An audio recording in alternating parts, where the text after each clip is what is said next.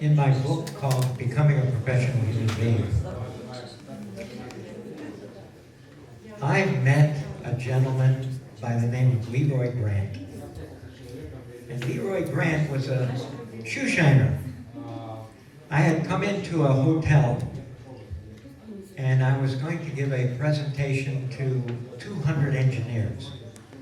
And I looked down at my shoes and they didn't look very, really bad looking right at that moment. So I thought, you know, this shoe shiner wouldn't be here because it's 6 o'clock at night and they probably would have gone home by now. But I entered the area and there was the shoe shiner. I went over to him, tapped him on the shoulder, and I asked him, would you mind doing one more shine? He turned around with a big smile on his face, a tall African American, and he said, if you need a shine, I'll make the time. Thank you. I sat down and he started rolling up my pant legs to do his shining. And I said, you know, you're here pretty late. It's 6 p.m. He said, no, not for me. I work 6 days a week, 12 hours a day. Wow. Would you mind me asking how old you are? And he said, well, I'm 72. And you work 12 hours a day, 6 days a week? He said, yeah, I love it. Look at my office. And it was a big, beautiful hotel. He said, look at those phones over here. These pay phones are my phones, my business phones. He said, I meet great people all the time. Why would I want to go home? But besides, my wife doesn't want me at home. That's supposed to be funny. I laughed. And I said, well, what's your name? He said, my name is Leroy Grant. Nice to meet you, Leroy. Leroy, let me ask you a question. How long have you been a shoe shiner? And Leroy said, I'm sorry, I'm not a shoe shiner. Well, what are you? And he said, I'm a leather technician. Oh, a leather technician. What's the difference between a leather technician and a shoe shiner? And he said, well, a leather technician is an artist. And they guarantee their work. I guarantee my work. You will get the best shine you've ever had in your life, and I guarantee it for 2 weeks. You can come back in here, and if they need shine, you should be able to buff them up for 2 weeks. If not, I'll re-shine them. That's my guarantee. I've never had a guarantee, Leroy. Let me ask you, how long have you been a leather technician? He said, this year, 60 years. I started when I was 12 years of age. Wow. My father told me that I shouldn't shine shoes, that I wouldn't make any money doing it. However, I thought, no. I see these people shining shoes, they're happy. And I'm selling newspapers. I don't like it. So I asked my father, can I shine shoes rather than sell newspapers? Because it was during the Depression, the family needed money. He said, no, I don't think you can make any money. So for the next 3 months, he'd gone into the barber shop and asked the owner, can you teach me how to shine shoes and I'll just work for tips only? And the owner of the barber shop, sure, you work hard. Yeah, I'll teach you. So for 3 months, I shined shoes and sold newspapers. I went into my father and I said, Father, this is how much money I made selling newspapers, and this is how much money I made shining shoes. And my father said, son, time to shine shoes. And I did it for the next 60 years until today. 60 years. I said, are you happy doing the same thing for 60 years? Happy? He said, I'm my own boss. I meet nice people all the time. I can come and go as I want. If I'm not here, you'll meet my vice president, my son. He said, I put 3 sons through college. being a leather technician. He said, I'm on a mission. I said, well, what's your mission? He said, I beautify the world down low. I asked him if he made a lot of money through tips. He said, yes, I make a lot of money. And I'm happy to do this. Now here we are. I have to go in to speak to 200 engineers to start their conference. And I'm meeting somebody who they need to meet. So I went in and gave my talk to these 200 engineers developing the Dallas area rapid transit system. And I told the story about Leroy Grant, and I said, if you do your job like Leroy Grant does his job, this will be the best rapid transit system in the country. So here's Leroy doing a job that's kind of menial, but he elevated it to an art form. He's the best in the world at being a leather technician. I went in, I gave the talk. 3 months later, I decided I want to go and see Leroy again. Went to the hotel. As I'm walking towards the shoe shine stand, he's looking at me. And I get there close to him and he says, are you the guy who went in and gave a talk about the leather technician to a group of people? And I went, that's me. And he said, I owe you money. And I said, what do you mean? He said, for the next 3 days, people were lined up to get a shoe shine from the leather technician. He said, Leroy, you don't owe me any money. I came here to get inspired by you. Now, after I had this experience with Leroy, I felt I have no excuse not to make whatever I do an art form. That I should guarantee my work to my customer. That I should be on my own personal mission like Leroy. He beautified the world down low.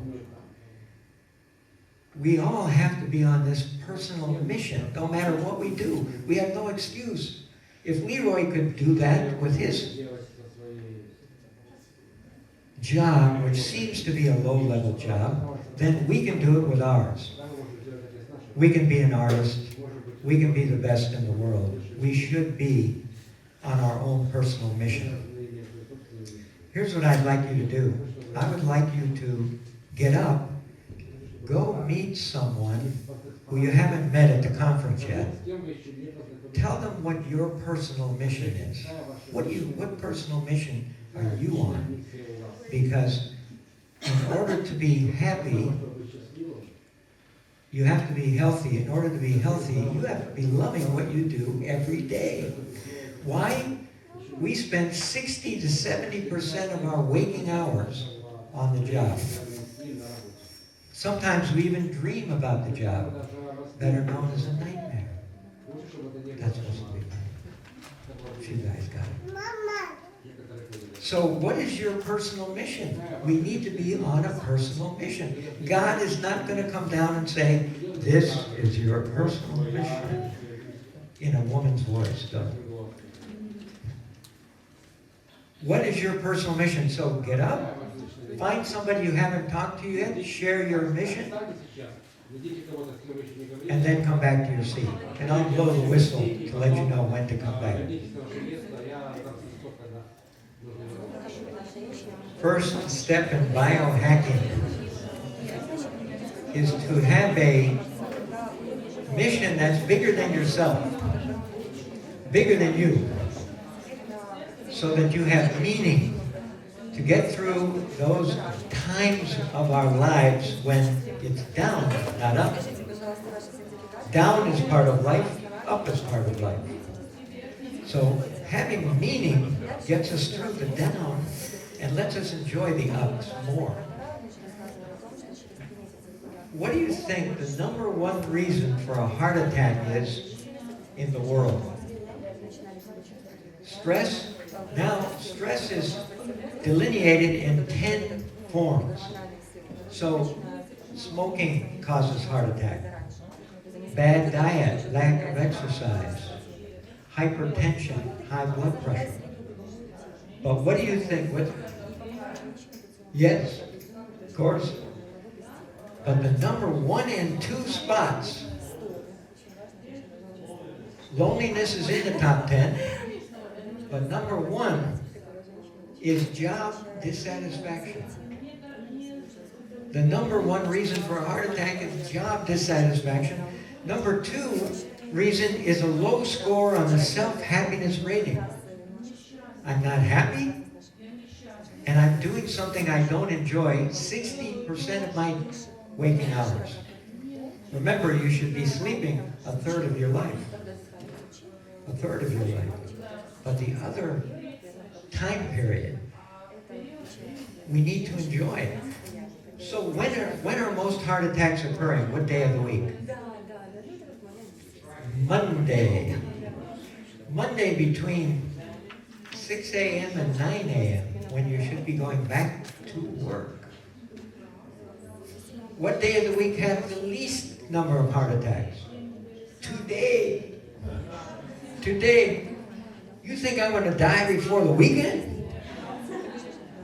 No. I'll wait till Monday morning. So, to biohack, we need meaning. We need to enjoy what we do. If you don't enjoy what you do, whose fault is it? Must be our fault. We chose whatever we're doing.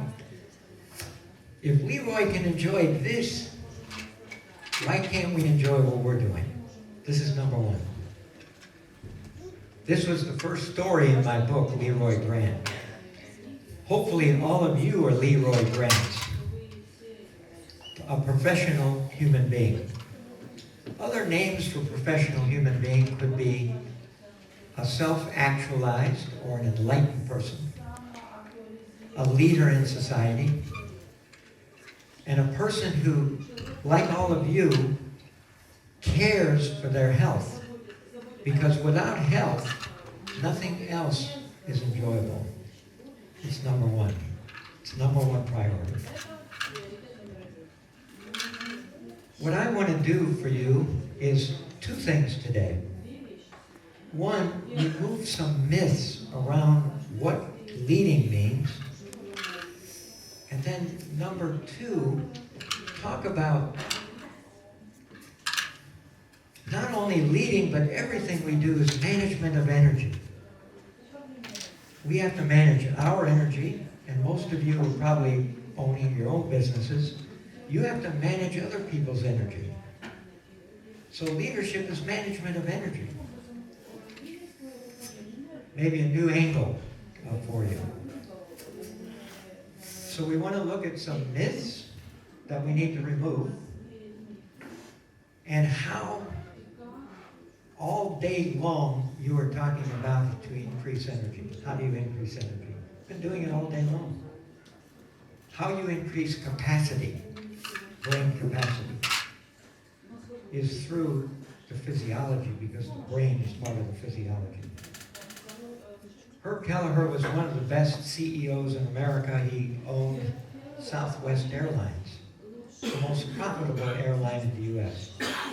I'm on one of his aircraft, and it's one of the hot days in Dallas, Texas. They haven't pulled the plane away from the aircraft, and they don't have the air conditioning on in the plane yet, so everybody's hot. The plane is packed, and finally, when they're closing the door, somebody next to me says, "Hey, isn't that Herb Kelleher?" And the founder of the airline is on our flight. So he gets on, and he can't find a place to put his bag. There's one seat left, and he's opening the overhead compartments. Can't find a place to put his bag. So some woman up close to him says, "Excuse me, aren't you Herb Kelleher?" "Yes, I am." "Isn't it strange the CEO of the airline can't find a place to put his bag?" And he's stuffing it up, and he says, "Yeah." He said, "Isn't it great?" the plane is full. You think I'm not happy? He's happy. He finally finds a spot, shoves it in, sits down, the plane takes off, we reach cruising altitude, he gets out of the seat, puts an apron on and starts serving drinks to the passengers. I don't think you'll find this on Ukrainian Airlines. You won't find it on any American airline except this one. Here he is serving his customers. Right? He comes to my aisle and I said, I really appreciate the fact that you're modeling what leadership means. And he said, this? I'm just having fun. I'm enjoying myself. He said, I've never asked any of my employees, 40,000 of them, to do anything I wouldn't do. So I've done all the jobs except fly a plane. I've done all of them. Would you call him a leader in his organization? Yeah. Cared about his employees. At one point, he was walking through a terminal and he heard a customer yelling at one of his gate agents. So he went over and he just listened for a while. And this person was using foul language with this woman and yelling at her. And he said, excuse me, sir, where are you going? Told him what city. He said, come with me. He took him to another airline, took out his personal check, wrote a check for the flight, and said, never again fly on our airline. Nobody treats our customer like this. Nobody treats our employees like this because we don't treat customers like that. You're banned from this airline. You're banned. Now, you think 40,000 employees heard that? Yeah, we're protected. We're cared for. So there's a book out called The Healing Organization. And the healing organizations are organizations that care for their employees, who then care for the customer. Seems common sense. But a comedian said in America, common sense isn't so common. People aren't taking care of their employees. Why not? The healing organization. They also call them the deliberately developmental organizations. They deliberately develop their people. They don't care if they're going to leave or stay. We want them to develop. This is what work is about. It's a tool for our own development. Let me take you to Austin, Texas. Austin, Texas, one of my clients called Catapult asked me to come in and talk to them about,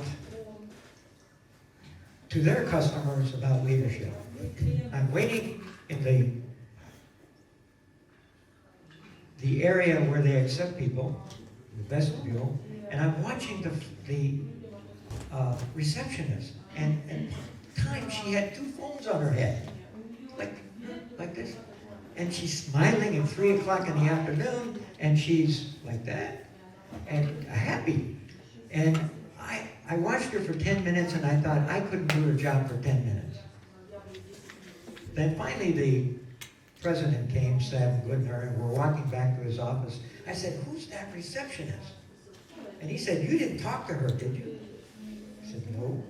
Good. Every time one of you people tell her how good she is, I got to give her a raise. He said, did you get her card? And I thought, receptionist and card? No. So he went back out, brought me her card, and it said, Robin Rock, Director of First Impressions. Oh, she's a director. Yes. Now let me ask you a question. Who's more important, the president or Robin? Answer, both. She meets more people than he'll ever meet. She's the first impression. My first impression of the company was really good. This is the best receptionist I've ever seen. So here's our first removal of a myth for your organization. Leaders are required at every level of the organization.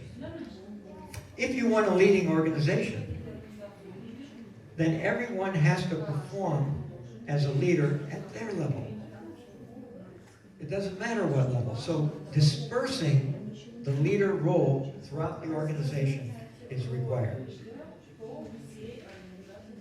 The myth, leadership is only found at the top of the organization. This is a myth. It has to be found all throughout an organization. Another example is only one leader exists in the organization. Many leaders exist in the organization. Now, I want to challenge some of your thinking. And you don't have to agree with me in the end. I have no need for that. But I want to make you provoke your thinking around some of these myths. That leadership is the top management. Not necessarily. It exists on every level. So this is the first myth we want to remove. You cannot lead without this asset. What is it?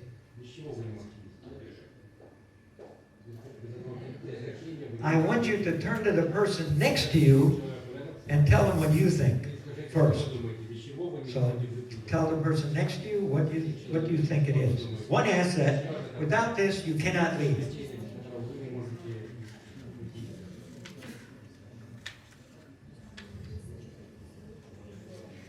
She said Ukrainian beauty. That's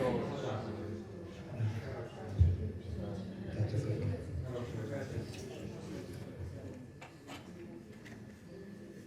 That's a good idea. Right?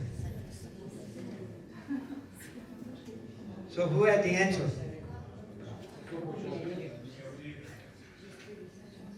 All different answers, all correct.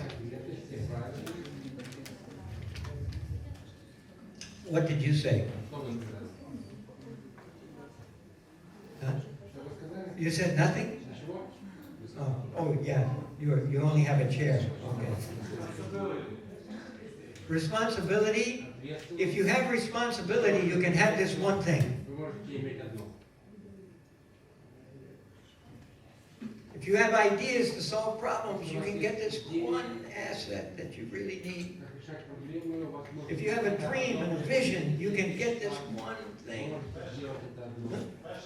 If you have passion, you can get this one thing. Action, energy, motivation, you can get this one thing. You have a mission, you can get who? Ideas?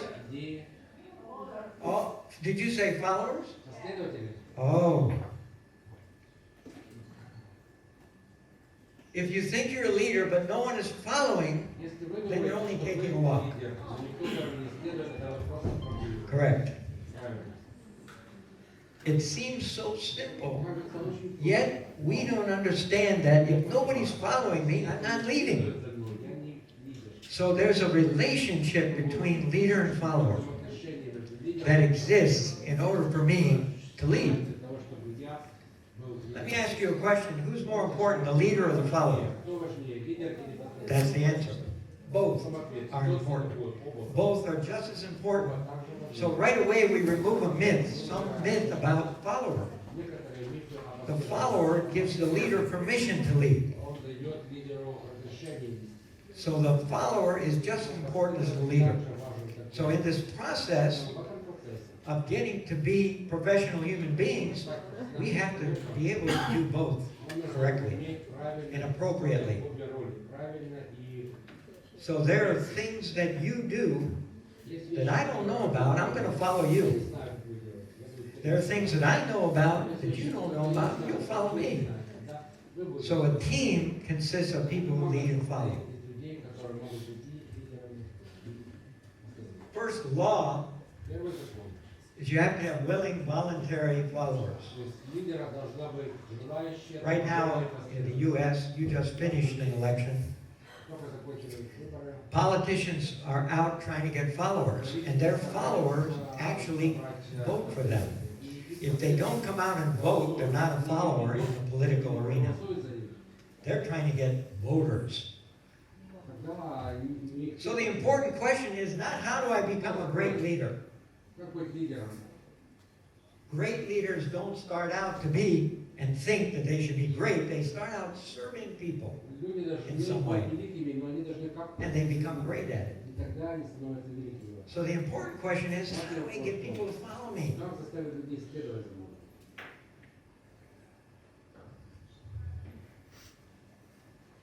Here are some myths. Characteristics make the leader. Not necessarily. Depends on the followers. Some people say, you know, a leader should have charisma. Well, not necessarily. It's up to the followers. Some people think people with charisma are a little slippery. They don't like that. Other people, they like charisma. Followership is derogatory. I mentioned that. No, it's positive. There's always the question, are there natural born leaders? See, that would mean some of us were born to do it, and some people, I'm sorry to say. The only natural born leaders are twins or triplets. That means somebody followed you out. You're not born with followers. So there's no such thing. You might be born with talents that might, and abilities to create a skill that get followers, but you're not born a leader. Does that make sense? Once you understand leader-follower dynamic, we're not born with followers. You can't be born a leader. Being a follower is just as desirable goal as being a leader. Both are necessary. So here's what I want us to do. I have some polls on the floor up here. And what I would like you to do, I would like half of you,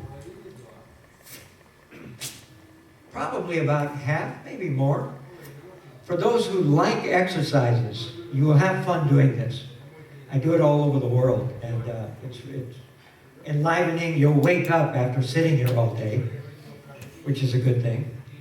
And what I want you to do, if you want to play, then you come up, and about 22 people can be on this pole and 22 people on this pole.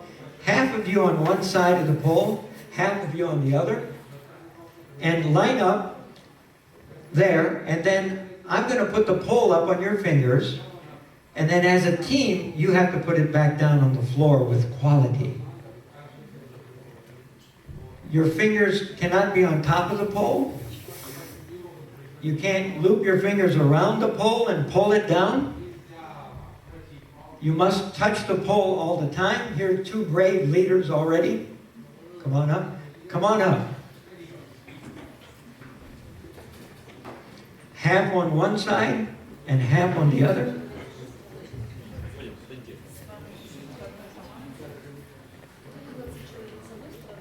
Don't be bashful. Come on up. Come on. I guarantee you'll have fun.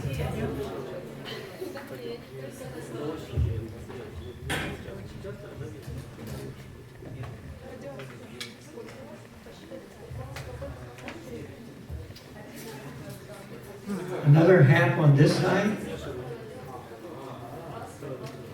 Друзья, подключайтесь, пожалуйста. Отличники. So we need half of the other half of this pool. Anybody want to? So instead, half can come on this side. Нам нужны еще люди. Yeah. Some more?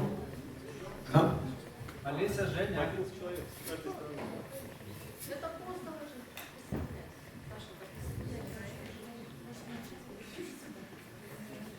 So good, good. Spread out a little bit more. A couple people over here. Yes. Here comes an athlete. How do you know? I can see your movement. With a Canadian shirt on there. Okay, so I'm going to put this on your fingers. You must keep your fingers under the pole, not on top of the pole. You must maintain contact with the pole, and I will be timing you to see how you do versus all the other people who've done this exercise. So let me put this one up first, and I'll be right over. Excuse me, just a second. Okay. So underneath, put your fingers underneath. And put it down.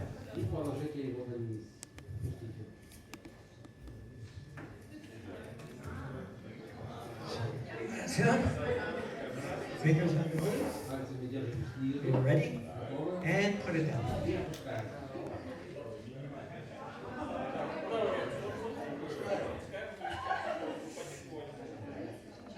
Now what we'll be looking for is if someone doesn't take the lead, there's no coherence, so the pole will stay up.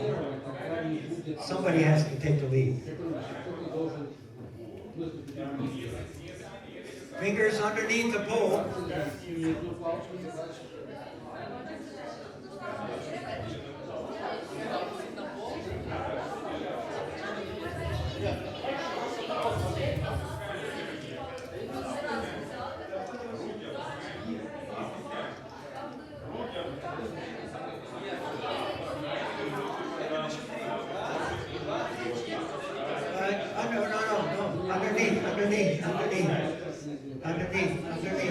Underneath.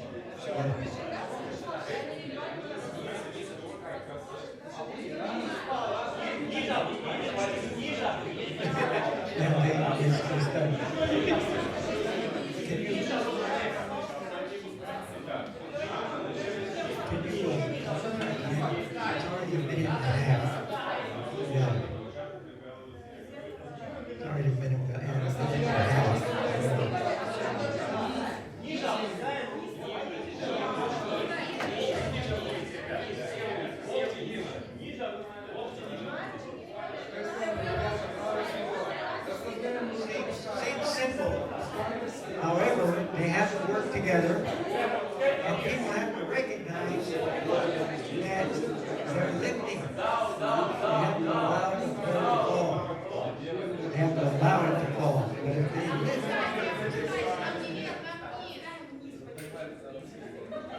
the average time it takes is about 6.5 minutes. We'll see how they do.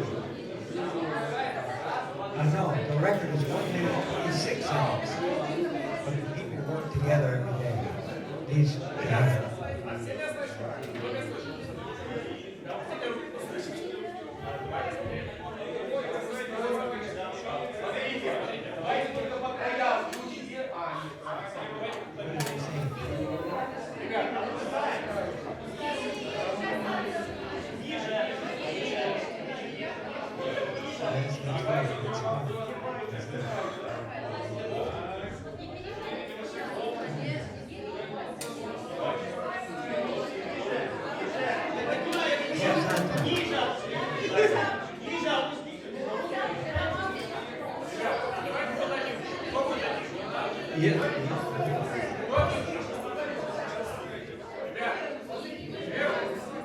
Some people forget it should go down because it's going up.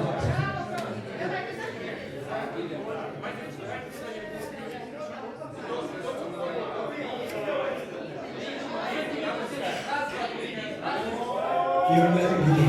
Yes, yes. You did pretty well.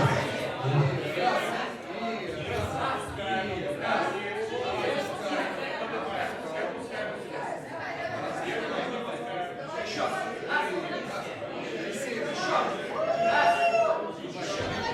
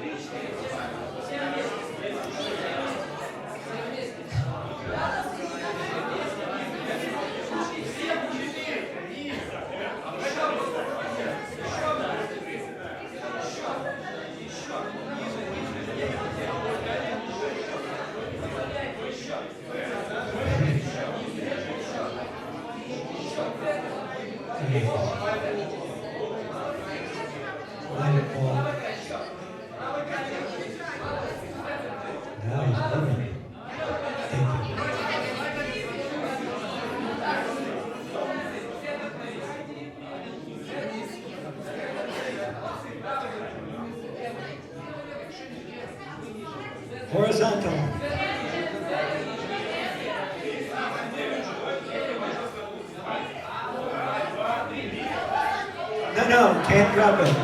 Can't drop it. Good idea.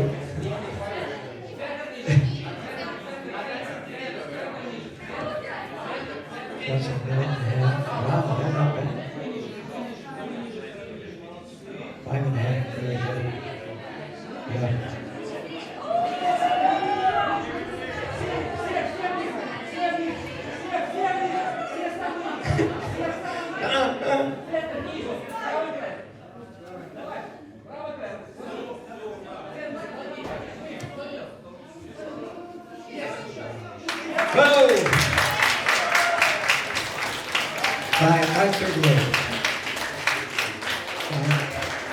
Almost close? Wow. So, how do you think you did?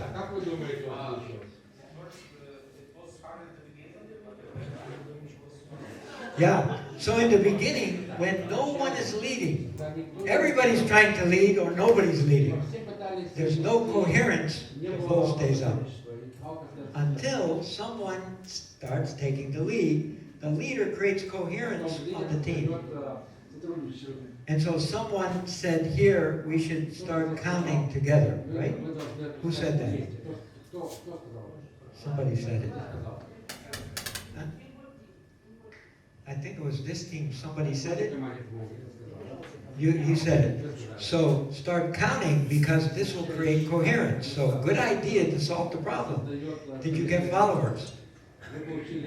Yeah. Then he led. See, then somebody else over here, the white shirt, said, let it fall on the finger, don't lift. See, here's what happens at work even. People go like this. Who's lifting the pole?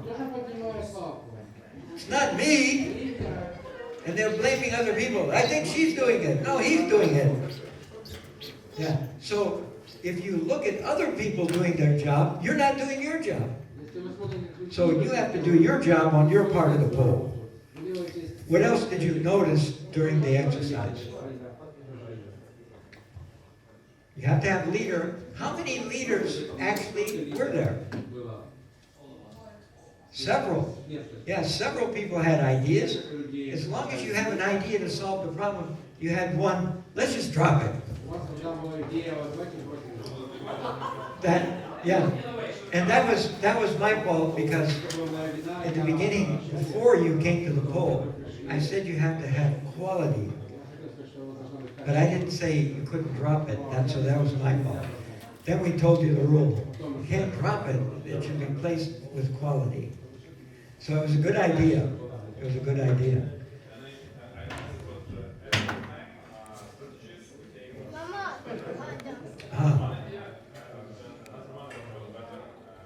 That's great. Great. So one idea led to another idea that was even better, and then one more better. It happens in meetings. If you listen to other people. Now, was there somebody who said, let's kneel down, and nobody did it? Anybody do that? Let's kneel down. Did somebody say it? Yeah. Usually, afterwards, when you debrief, you say, you know, this person knew. We'd be halfway there if we just knelt down. Right? So next time we should listen to them. But eventually, both teams did kneel down, and guess what? Your time was 5 minutes, 38 seconds, both. Almost simultaneously, you went down. The average time it takes is 6 minutes, 30 seconds. So you beat it by about a minute. I told you about 6 minutes, 30 seconds, right? So you did it in 5 minutes, 38 seconds. Ukrainian timekeeper. So it's done a good job. Anything else you saw? Anything else you observed?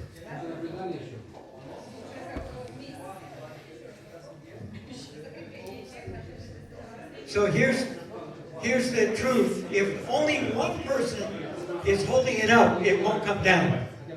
So you need the whole team going in the same direction, or the goal can't be achieved. Perfect.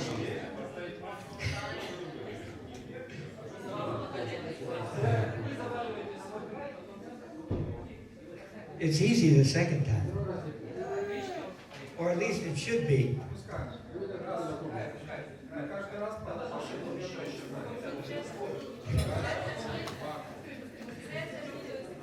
Yeah.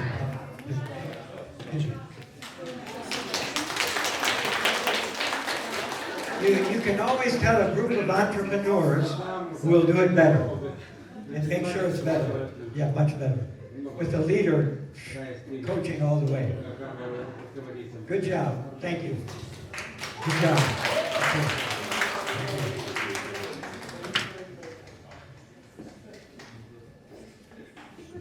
So a couple of things we learned from the exercise.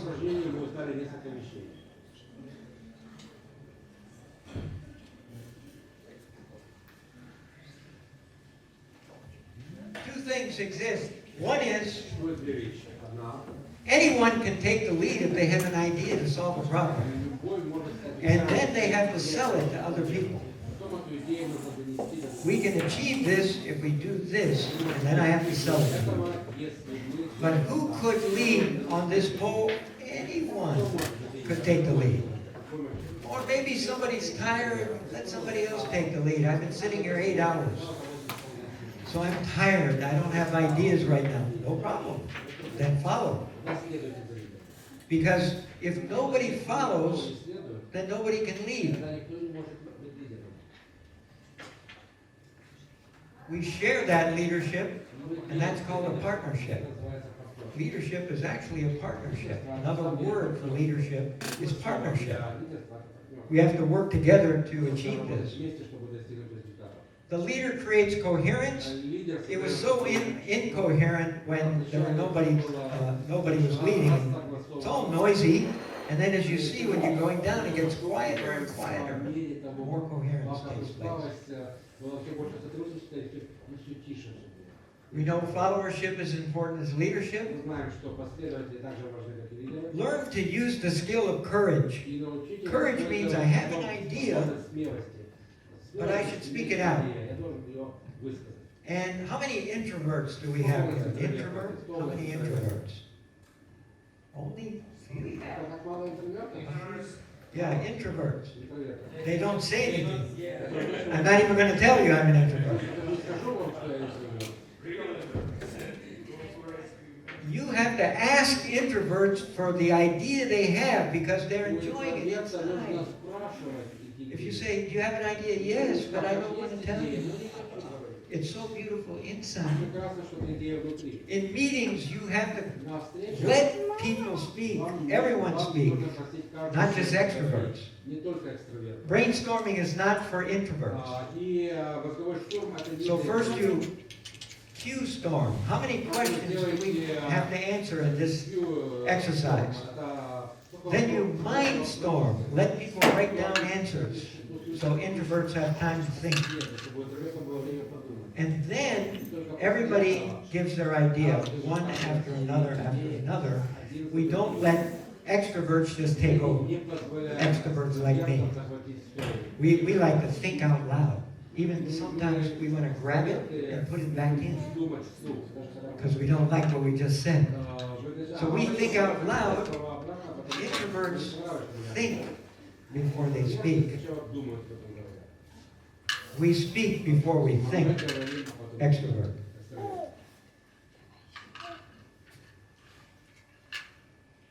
Don't wait for your manager or the company owner to tell you what to do or how to solve a problem. Solve it yourself. So the phrase I have is, see the need, take the lead. Don't wait. Don't wait for somebody to do something. I see, I have an answer. Now I'm going to try to get followers to solve this problem. We have a lot of health challenges at work. If you don't like your job, it's bad for your health, sometimes worse than not having a job at all. In Australia, they found this. The levels of depression and anxiety are the same or worse for those who hate their jobs compared to being unemployed. This is a challenge. In Japan, where I just left, they have a term, karoshi. Karoshi means death by overwork. 10,000 people in Japan die at their desk every year because they overwork. Some of us overwork too. But it can be balanced if we love what we're doing. That can balance it. If it's our mission, if it's our vision to accomplish this, if the meaning is bigger than myself, I might be able to handle overwork. Another challenge we have is people think they need to have a title to lead. Nobody had a title on this exercise, but several people took the lead. You don't need a title. People don't follow titles anyway, especially millennials. Millennials could care less about our title. They want to know, what are you contributing to me? What are you teaching me? What can I learn from you? So the second law is we don't need a title. We don't need formal authority in order to take the lead. That would restrict leadership to people who only had titles in your organization. That means we're not using the brains that we've rented. You rent brains for 8 hours at least. Why don't you use them? Use everybody's brain. Multiply your intelligence. So manager is the leader, not all the time. Boss must do all the thinking and make all decisions and create all the plans. Well, that's one brain. The boss should be using everybody's brain, not just their own. That doesn't expand capacity of the organization. Title doesn't confer leadership. You have to earn it. People won't follow you unless you earn it. That means you have to have a good relationship. Have you ever been in a meeting and somebody says, I have an idea, and this person doesn't get along with the rest of the team members? They say, I have an idea, and people say, no, I don't like it. Then about 15 minutes later, somebody who has great relationship with people says the same thing. Everybody goes, that's a great idea. It's relationship plus great idea to solve a problem, but you don't need it. You need it in cultures who are stuck in the past. Whether it's the business culture or the country culture, in Japan, they're stuck in the past. It's hierarchical. If we're sitting at a table, I know exactly who's in charge because they sit there. Second in charge, third, I don't even look at these people without permission. Don't even look at them. They can't talk. Hierarchical. That doesn't magnify or multiply intelligence, energy, creativity of the country or that team. So millennials, who are now 40% at least of the workplace, will be 80% in 4 years from now. They're egalitarian. They want to be equal to everybody. They don't want to work for somebody. They want to work with somebody, not for somebody. So we need to get the ego out of the way. If you own the company, if you're the boss, if you have a title, take the ego out.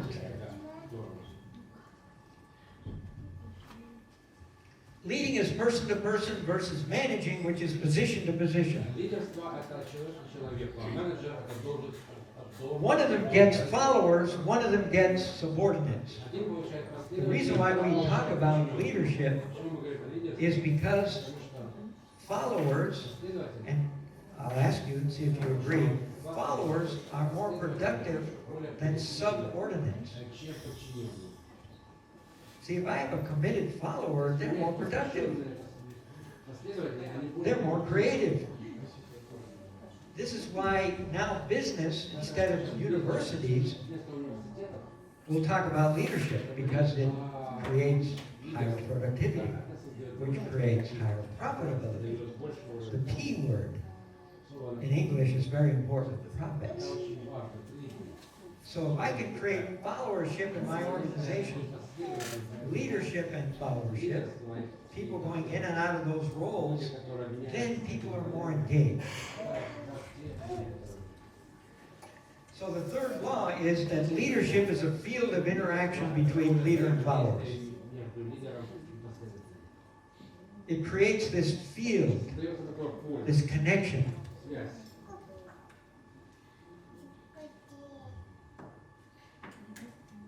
And this connection, I would call the partnership. It's a partnership that creates this field of interaction where we're going to work together. We agree with your idea. Now let's make it work.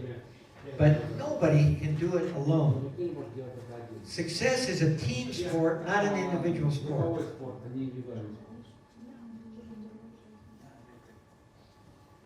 This is one of the myths that is on the front of a lot of business books, that leaders do the right thing and managers do things right. It's a myth.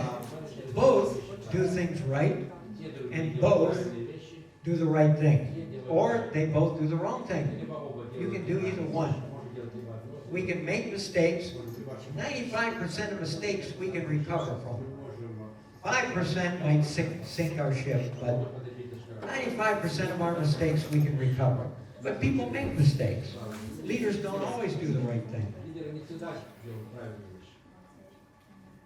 So I just wanted to talk about a few myths that we have to remove first, because those myths cause a lack of health in the nervous system.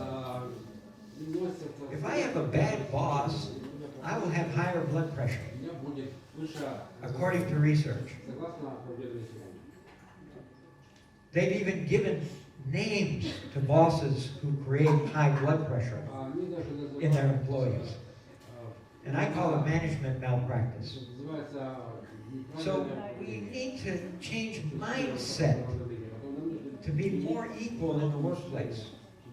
To spread out, responsibility was given by several of you to create leadership. Everyone should be responsible. Not just top management, not just the owner, not just the boss. Everybody's responsible for success or serving the customer. So this is part one. Part two is everything is management of energy. Leadership is management of energy.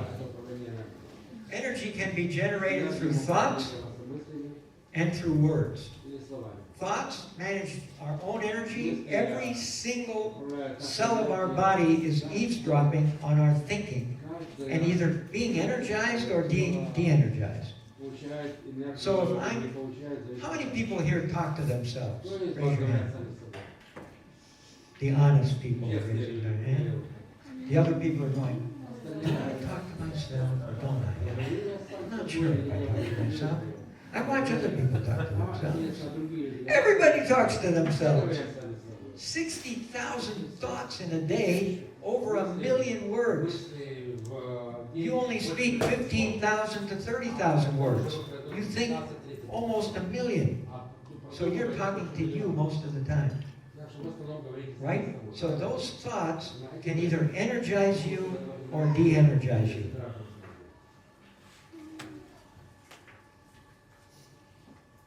Every organization that I consult with, when I ask them, what is your biggest issue?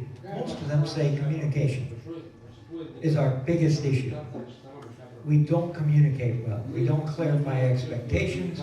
We don't check for understanding. We're mixed up. We leave meetings and people say, do you know what we're supposed to do? The person said, I thought you were listening. No, I wasn't listening. Oh my God, should we go and ask? No. People would rather look stupid. True. I'm not going in there and look stupid. Let's just be stupid. We have to make sure we're communicating well.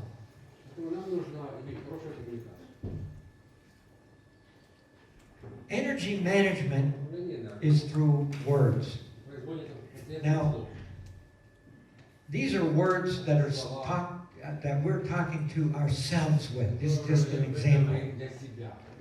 Now, anybody remember Pavlov, the Russian? What was he famous for? His dog. His dog salivated without the meat being there. It just rang the bell and the dog salivated, right? This was the first indication for the West that there's mind-body connection. Some doctor said, I don't know about this connection. And the other doctor said, how do you move your toe? Mind-body connection. Then they discovered something, and now we have something called a polygraph, lie detector test. It actually doesn't measure lies, it measures changes in your body when you do lie or tell the truth. So it measures your blood pressure, your galvanic skin response, how much you perspire, and it measures cortisol sometimes, the stress hormone. When you lie, it increases. So we just measure what your body does when you tell the truth and what your body does when you lie. So I start by telling you, lie on the first 5 questions. Oh, here's what your body does when you lie. Now tell the truth. Next 5 questions. Ah, okay. Now, do you love your wife? This is the question. Now, there's an even deeper way to measure the mind-body connection, and that's with EEG, electroencephalograph. So they put little diodes on your scalp, and they can measure what's going on in your brain. I think this, my brain does this. Think this, my brain does this. Now, I don't have any of those things, but I can use something called manual muscle testing. And I want you to watch this closely so that you can do it when I'm done doing it. So let's see, I need somebody who's handsome and strong. These 2 ladies are raising hands. We're handsome and strong. You're beautiful and strong, and don't forget it. But hang on a second. Why don't you come up first? Yeah. You seem to be extroverted. Talking to me.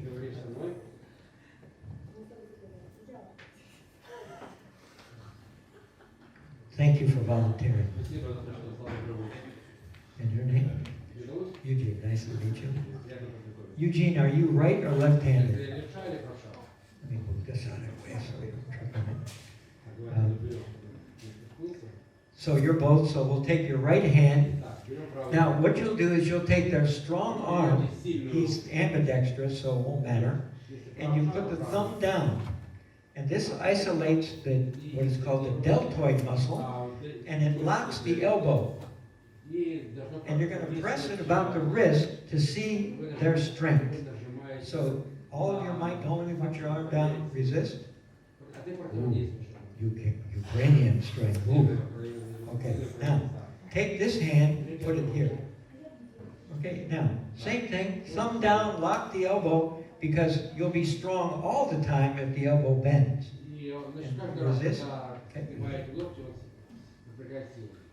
See that? Yeah. Should be harder to hold it up, right?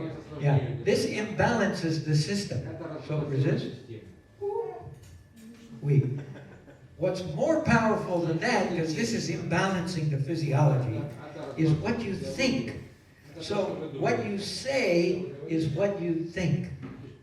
Okay? You think a thought and then you speak it. So say, I cannot do it. Okay, resist.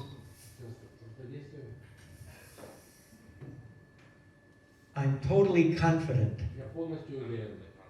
Resist. Strong. You feel the difference? Okay.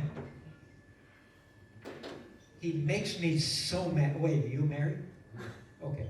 She makes me so mad. Resist. See, if she makes you so mad, who has the power? She does. If you understand, when you get mad, you decided to get mad in 1/10 of a second. So now, I decided to get mad. Resist? Strong. Getting weaker. Do you feel it? Yeah. Let's give him a hand. Now, you want to come up? No? You're afraid to come up here? Oh, introvert. I need an extrovert. Ladies, come on up.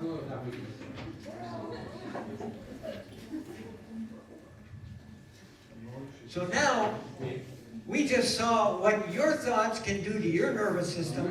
Now, let's see what our words can do to somebody else's nervous system. Thank you, ladies, for coming up. Your right or left hand? Okay. So now, I would like you, you can hear, I would like you to say one of these, well, let me test her first. So you resist? Okay, resist. Pretty strong. Okay, you put your hand like this. Okay, resist. Feel it? Yeah. Again? Yeah, okay. Now you take one of these phrases. If you could tell her what it is in Russian. Like, what's your problem in Russian? Ask her what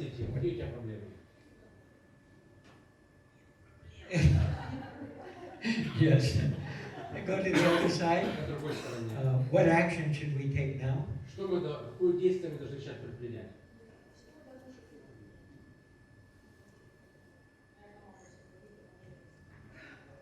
You see? Yeah. Try to the other side. Why did you do that?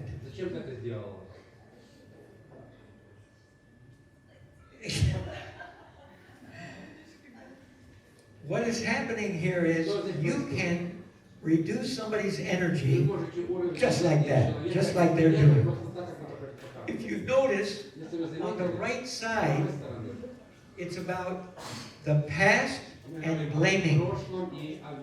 Past and blaming, meaning judgmental. On the left side is about the future and a solution. It's called in the learning. So you can have a learning team, or you can have a judgmental team, or you can have a learning person or a judgmental person. So how we speak to someone increases brain capacity or reduces it. What I want everybody to do is first give these two ladies a hand for coming up. And secondly, I want you to get a partner, men with men, ladies with ladies, and let's try this out. Have them say something and first test their strong arm. Have them put their arm up like this, test it, and then speak to people. So notice there are two yous. One you is driven by the cortex, the CEO of the brain, the neocortex. Neo means new, part of the brain. This is our genius. This wants to expand, take risks, grow, learn, develop. Then you have the ego. So the genius is on the left side. It wants to learn, it wants to grow. But what is threatened is the ego. So you didn't make me look good. Why'd you do that? Because I feel threatened by what you did, right? So what happens is, when we're tired, when you're not biohacking, you shift to the ego side of things. So one or the other is going to be in charge of you. You can allow your cortex to be in charge of you, or your ego. One or the other. And every time you feel threatened, the amygdala hijacks all of your energy, and that's why you go weak. Because if somebody threatens you, why did you do that? What's your problem? You don't need the muscle test. You'll see, you'll feel it. If somebody says, what's your problem? It's not my problem. I start to feel defensive towards you, and my energy is totally reduced. Amygdala hijacking. Amygdala is the part of your brain that's the center of the emotions. So it drives you into fight or flight or freeze. Fight, flight, or freeze. This is the amygdala. This is what happens on the right side. On the left side, I'm here to learn something. Now, there's something called the Learning Organization by Peter Senge. You can have a learning organization only if you have a bunch of learning people. The whole book is worthless if people aren't in the learning, in a meeting. So somebody says, I have an idea. What's your idea? This. We've done that before. That's the ego. The genius, the neocortex, would say, what did we learn from doing it? What were the steps? What steps did we take, and what result did we get? See, I'm interested in learning from you and keeping your brain open, not shutting it down. So you can open up people's genius and their brain and their creativity, or you can shut it right down. Somebody in the meeting has to monitor whether we're in the learning or not. So somebody says, why do we have to do that? And then somebody else says, who's monitoring, it's their job to monitor, says, can you rephrase that to put it in the learning?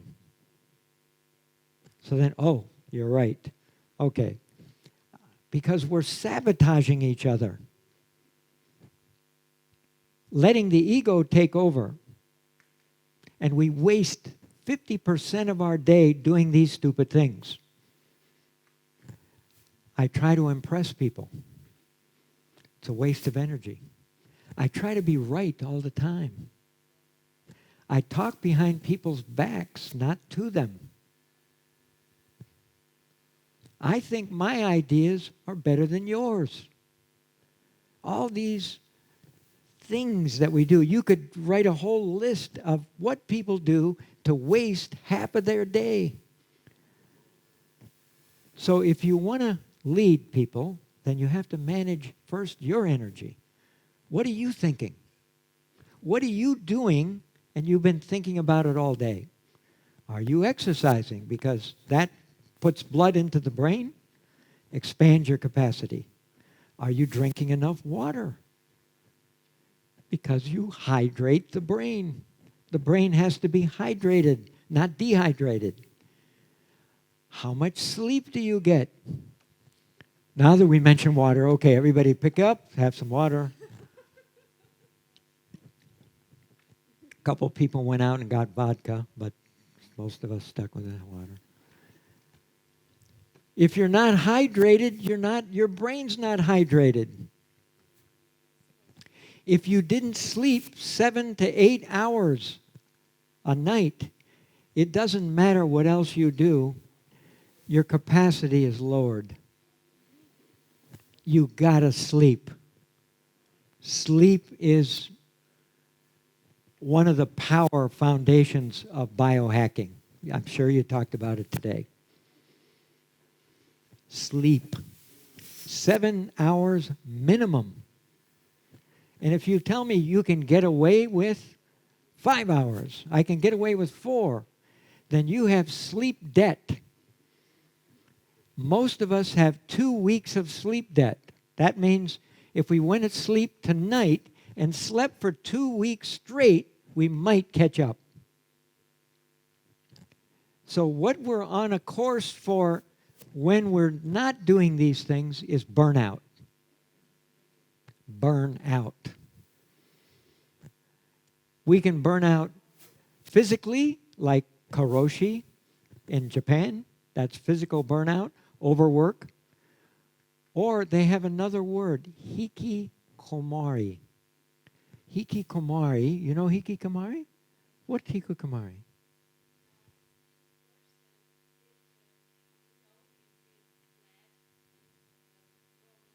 That's correct. You're right. You want to teach this course next week? You can teach it. It's what she says exactly. It's young people who will not leave their bedroom. They shut down emotionally because in Japan, it's the most perfectionist country I've ever been in. I have an office there for the last 7 years. They're all perfectionists. The parents expect very high things from their kids. So high, the kids can't, they shut down. The expectations are not reasonable. So they just give up. They don't come out. They have to put the food into the room. That's it. Thank you. Hikikomori. Not a good thing in the world. And I don't know that they have thousands of kids stuck in their room. I'm sure it happens all over the world, but they have an extraordinary amount of kids who won't come out. So in the learning is genius. In Greek, they called it your daemon, your cortex, neocortex. Here's where you do all your thinking, your planning, your creativity comes from there. And then you have the amygdala. And each moment, you're choosing which one is in charge. Either your ego's in charge or your genius. How do you know when your ego's in charge? Number one, you're showcasing how brilliant you are. It means your ego is in charge. I talk more than I listen. You'll have to forgive me today. I talk more than I listen. But when you talk more than you listen, your ego's in charge. I must be right. When somebody disagrees with me, I feel attacked. You don't agree with my idea, I'm attacked. Sounds like Donald Trump. Don't you love him? No, me either. I'm with you. Now he gets your president in trouble. Every day, something.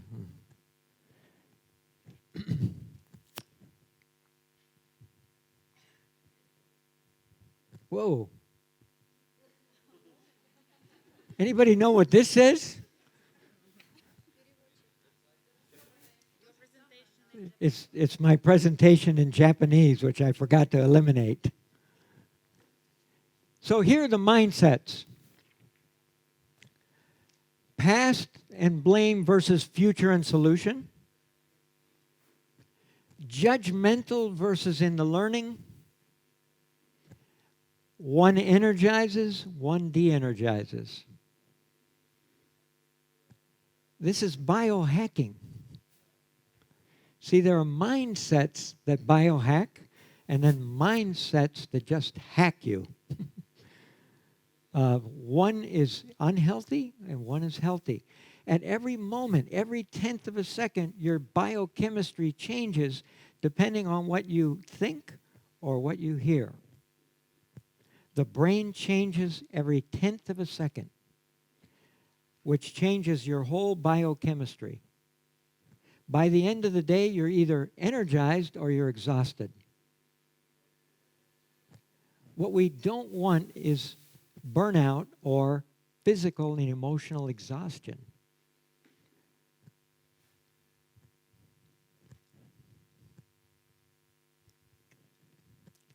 So a few people ask me, where do I do some more reading about manual muscle testing? You can Google manual muscle testing, its effectiveness and its validity. You can Google that. You'll learn more about it. There are several books written about manual muscle testing. I learned it in 1978. And that's before most of you were born. Right?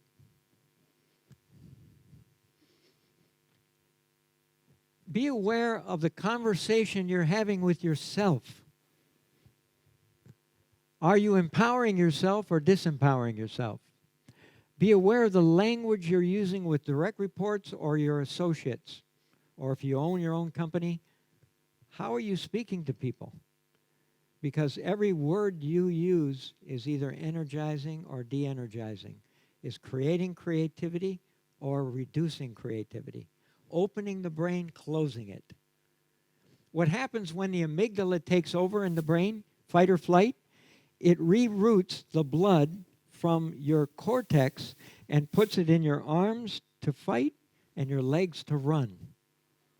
So the blood goes to your exterior instead of your interior. It blocks it. So I cannot think when I'm angry. I cannot think when I'm upset. I can only think when I'm relaxed. In fact, I'm most creative when I'm relaxed. Our ideas come when we relax. You know how when you try to think of somebody's name, and the harder you try to remember that name, the further away it gets. I keep thinking, now it's in Romania. I keep thinking, it's in Italy. Finally, it's in the U.S. and it dies there. As soon as I let it go and I relax, I have the name. Same with ideas, creativity, and solutions in the workplace. I have to find out, when do I relax? When will I relax? When can I relax? So you get up away from your computer every hour to an hour and a half. You have to get up, take a walk for 5 minutes, and come back. Everything is built on rest and activity. If you keep going and keep going, you get less and less creative. Get up, move away from it. At night, stay away from blue light. Light on your phone, light on your computer, because it changes your circadian rhythm. Right now, I'm on Japanese time, as you could tell.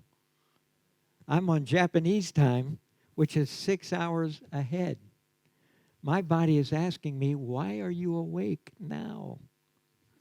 What are you, stupid? And have you ever had this? You're watching a movie, and your mind says, you're going to watch this to the end. And your body says, no, you're not. You're going to go to sleep. And you wake up and you don't know what happened. You have to watch the movie over again. This is the mind-body connection, and it's fighting with each other. They're fighting. If we're not in harmony, my mind is not sensitive to what my body needs, then I'm out of balance. We have to feel, what's the body need? If I give the body what it needs, the mind is clear. So if I sleep, I have more capacity. Everything is about capacity now.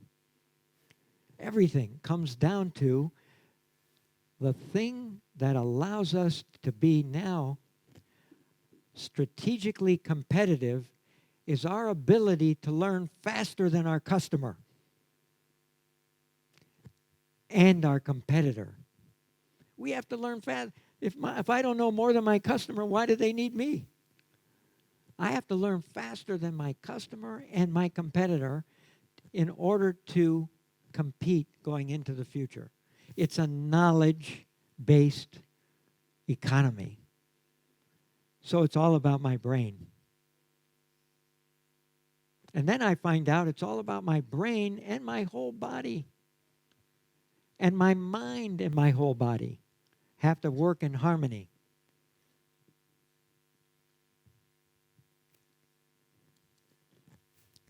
I want to ask you if you have any questions, comments. When you have ego in control, and I acknowledge this, that, okay, my emotions control me, are there any like exercises or things that I can do to make my cortex back in control? Yes, great question. Number one, if you're not rested, it's very easy for the ego to take over. Rest is huge. Then if you want to rest and you want to expand your brain's capacity, use a form of meditation. So I practice transcendental meditation because there are 380 peer-reviewed studies on what it does. Now, there are other meditations with value and good results, but this one says that through research, it gives me what is called self-actualization. If you went to college? Yeah, I'm now in college and I have this situation sometimes. So, yes, we all do. Did you take Psychology 101 yet? It will be in the next semester. So you will be introduced to somebody by the name of Maslow, and you'll see the hierarchy of needs. At the top of this pyramid, it says self-actualization. When I was in college, I asked the professor, so how do we get that? Self-actualization, because self-actualization means I'm in control of my ego. It's not in control of me. And self-actualization means I'm using more of my potential. I can have warm, loving relationships easier. I'm the kind of person I've always wanted to be. Okay? Now, that practice takes 20 minutes twice a day. And if we release stress, because it gives you a deeper rest and deep sleep, twice a day, then you don't accumulate this stress, which forces us to be somebody we're not. So people say, I'm sorry, I'm not myself today. And that's true. They're not who they really are because they're not rested and they have not gotten rid of stress. So this is called finishing the stress cycle. We have to exercise when we have stress in our life, which is just about every day. Exercising and movement finishes the cycle. If you've just had a stressful situation, been in a car accident, somebody needs to hug you. Hugging tells the body you're safe. The stress is over. But somebody has to hug you. Have you ever seen somebody who's in shock? They're shaking. This is the body's release of the toxins created from that situation.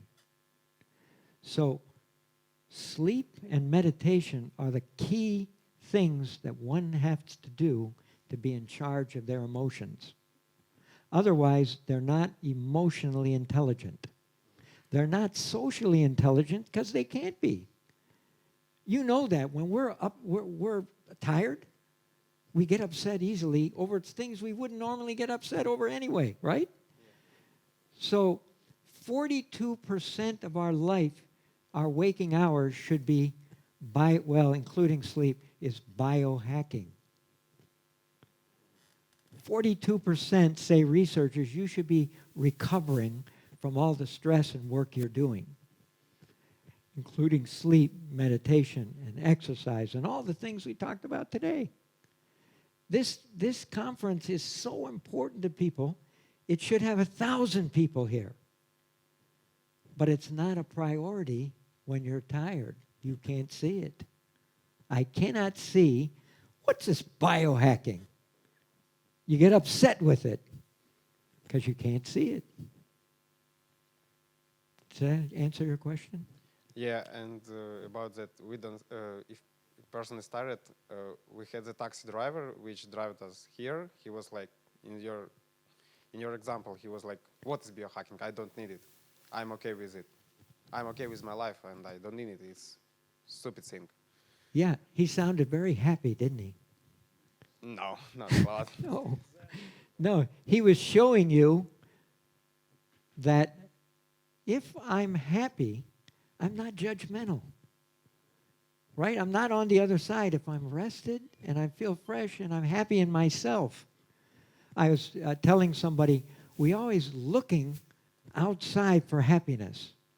This person is going to make me happy. That Porsche, that's going to make me happy. That big house with the pool, that's going to make me happy. None of those things make you happy. They make you happy for a few seconds. I got the house. Great. Okay. What's next? I got my check, but I already spent it, so I want my next one. Right? I meet this person, that person. They're not in charge of my happiness. I'm in charge of my happiness. Right? So, ancient India, there was a story about the musk oxen and the musk deer. You know, some perfumes are made from musk. Beautiful smell, right? It's in glands here, about here on the musk oxen and the deer, and for their whole life, they're looking for where it's coming from.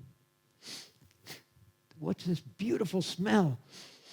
Where's it coming from? Oh, it's coming from me.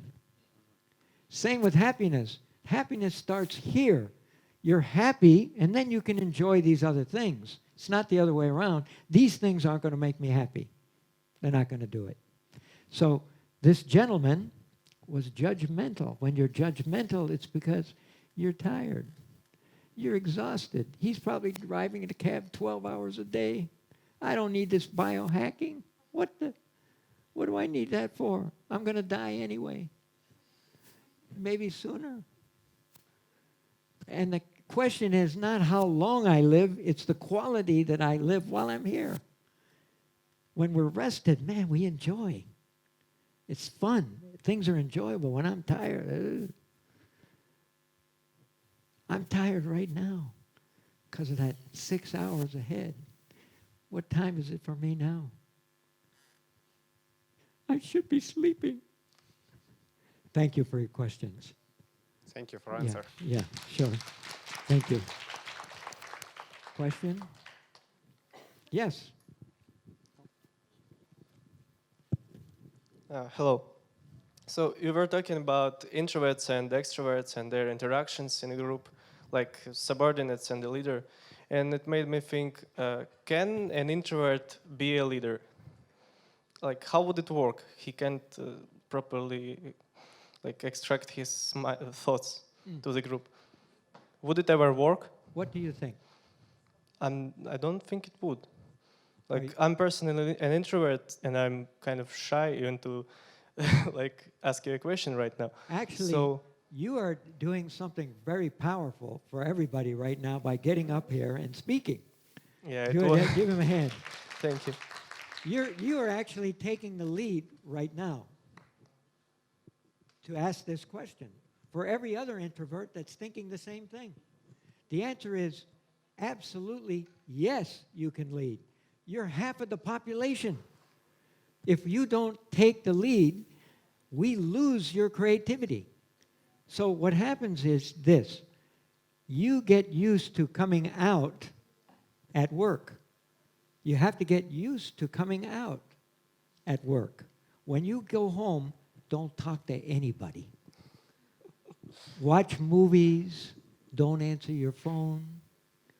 You have a girlfriend? Yes, I do. Okay, you can talk to her. But you have to shut down because at work, we need you to come out. So I bet you could become a manager. You're smart enough to become a manager. And then you have to come out and serve your associates who report to you. It's just that when you get home, you have to recover from going against your preference not to talk to anybody. And also you get used to allowing your thoughts to come and then say, I have some ideas. But it takes courage to go, I have some ideas. I have a question. Yeah, so I actually have a second question is, can introvert become an extrovert, and is it even a healthy thing to do? To No, try and become no, an extrovert? No, no, If you're an introvert. no. Two things. One is, do you ever hear somebody say, I have some feedback for you, but don't take it personally? You ever hear that? Do they have that in the Russian language or Yeah, Ukrainian? they Yeah, have. don't take this personally. See, what that means is, you are perfect. As an introvert, you're perfect the way you are. And if I'm coaching you, I would never, ever try to make you an extrovert. I would ask you to have the courage to speak up when appropriate, but never to change who you are. Just your behavior, because your behavior is not you. That's what it means not to take it personally. Right? This is your behavior. Let's change your behavior, and I want you to practice courage. It's a skill, not a talent, not something you were born with. It's something you develop. The more you get up in front of a group like this, the more courageous you become, but you still are going to go home and not talk to anybody. You're going to withdraw and gain your energy by yourself. Where an extrovert, I call 5 people, let's go out, have dinner, see a movie, and talk.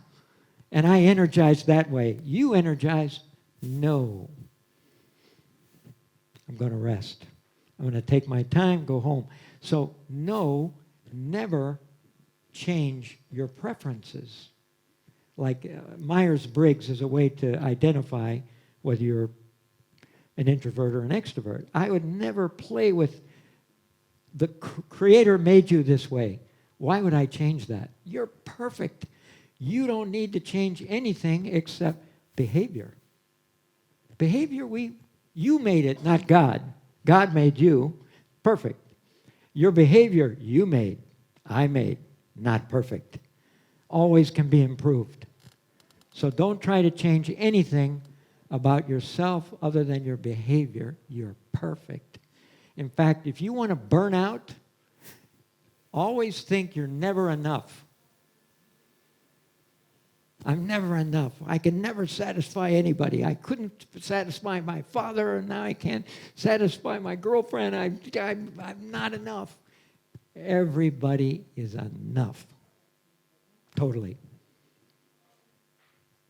Thank you. Yeah, you're welcome. Thank you for asking. Am I over time? Oh, okay. Any questions? Sure. Yes. Thank you. Я очень интересную картину наблюдала сегодня. Много было лекторов, но когда вы появились в зале и начали свой спич, то появилась другая энергия. У меня вопрос. Это уровень профессионализма или это... Не слышно? Oh, okay. So, the lady asks after you came, the level of energy changed. And lady asks, is it kind of professionalism, is it a skill, or... Продолжите, пожалуйста. Или вы, как бы очень хорошо владеете там манипуляцией, понимая, потому что вы очень правильно начали с прекрасного примера, сразу нас увлекли и очаровали нас.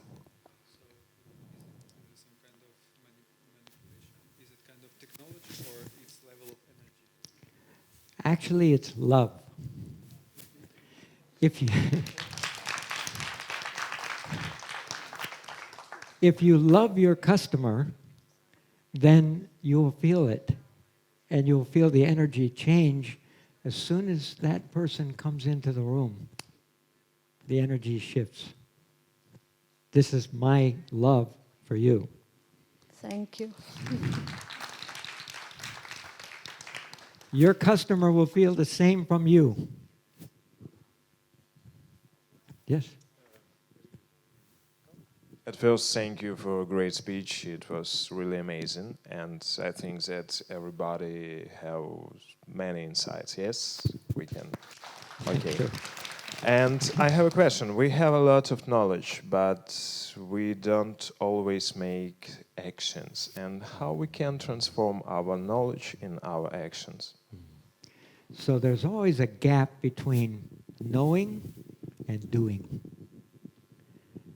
Knowing is such a drug that we listen to this book and listen to that book and listen, and we don't do what we know because we feel that because I know, like somebody will buy my book and I say, did you read the book? No, but I have it. It's like I own the knowledge. But you didn't read it? No, I will read it, but not yet. But I have it. And this having is like a drug. Having knowledge is an addiction. We get addicted. What we do is, if we took just 5 things from today, maybe one thing from each speaker, one idea, or one thing from a conversation you had with someone here, and you say, you know what, I'm going to do that. That's a great idea. Okay? And I take 10 things away, and this month I'm doing that one. Next month I will do this one. And then some study said if you did something 21 days straight, you could make a habit of it. That's not true.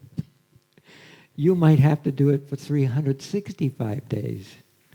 So if I said, the most important thing I told you today was you should practice meditation technique. And there are some teachers, like that handsome guy right there, Oleg, he's a teacher. You could go to him and say, when can you teach me? Yeah. When can you teach me to meditate? When can I do that? Now I'm taking action. I would say that's the most important thing I said today. You should learn a meditation technique. I like this one because it talks about self-actualization being 3 to 4 times more possible with that technique. And that's what I was interested in. Because my professor told me I couldn't have it. You're not smart enough. You're not special. Now I find out everybody's special. Anybody can have that. So one thing at a time until I own it. Then I go to the next thing. So maybe you took 5 things, write the 5 things that were important today, or the 10 things, or the 1 thing from each speaker, or I talked to that person and they told me this, I want to do that. Right? Then we're doing, we're not knowing. Knowing is so luxurious. I think I know.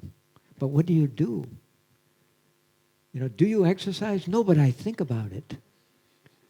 I sit on the couch and I watch TV and I think about it. And I perspire slightly. This is knowing versus doing. Who is most successful in life? The doer. Knowing is just step 1. Step 2 is more important. Do it. Nike. Just do it. So start with meditation. Talk to him. All right, thank you. Yeah.